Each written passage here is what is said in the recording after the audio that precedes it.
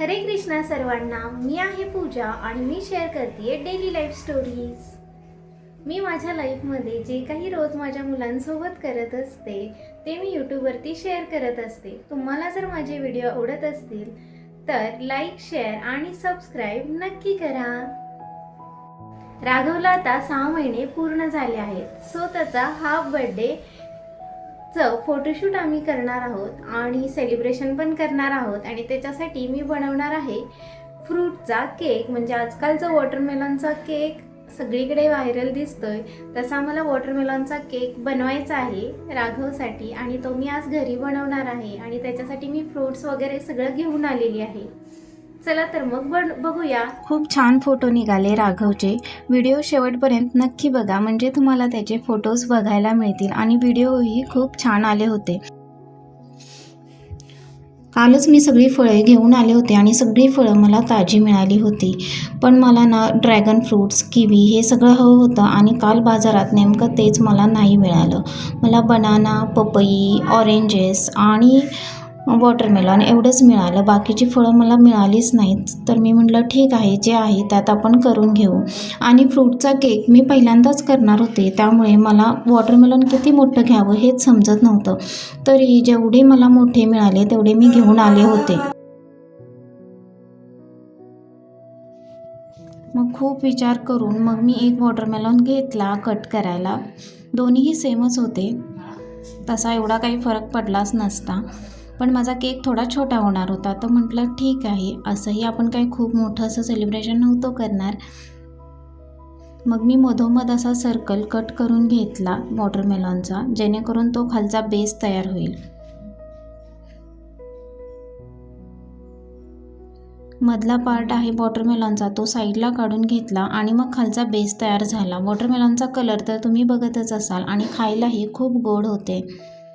दोन्ही वॉटरमेलन खूप गोड होते। आणि दुसरा एक पार्ट कट करून घेतला, तो मला हाफ पार्ट पाहिजे होता। हाफ बर्थडे आहे म्हणून मग हाफ पार्ट मला कट करायचा होता।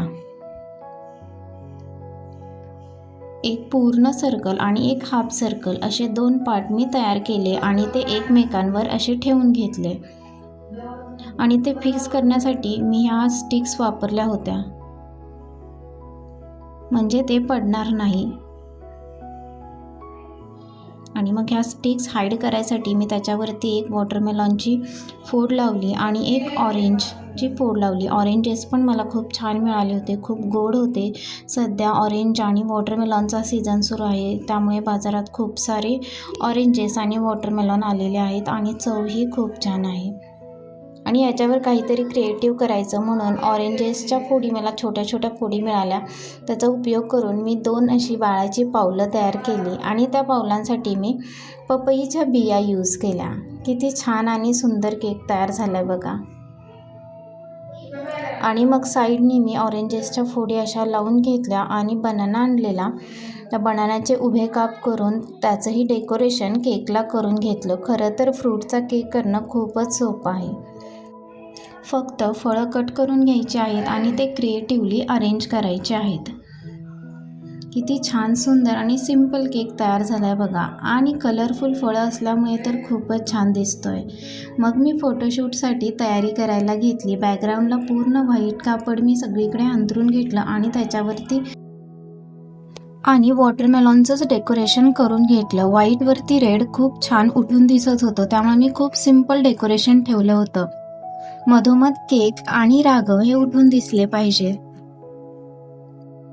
कधीही छोट्या बाळाचं जर आपल्याला फोटोशूट आपण घरी करतो ना, त्यावेळी शक्यतो बॅकग्राऊंड व्हाईटच ठेवायचं किंवा प्लेन ठेवायचं, जेणेकरून आपण जे काही डेकोरेशन करतो ते उठून दिसलं पाहिजे।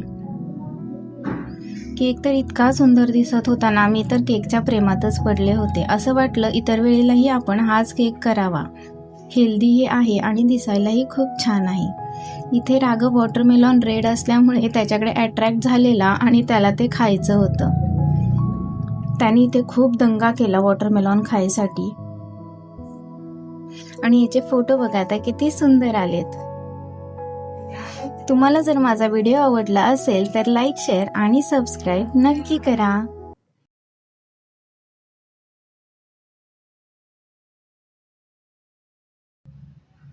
बाय.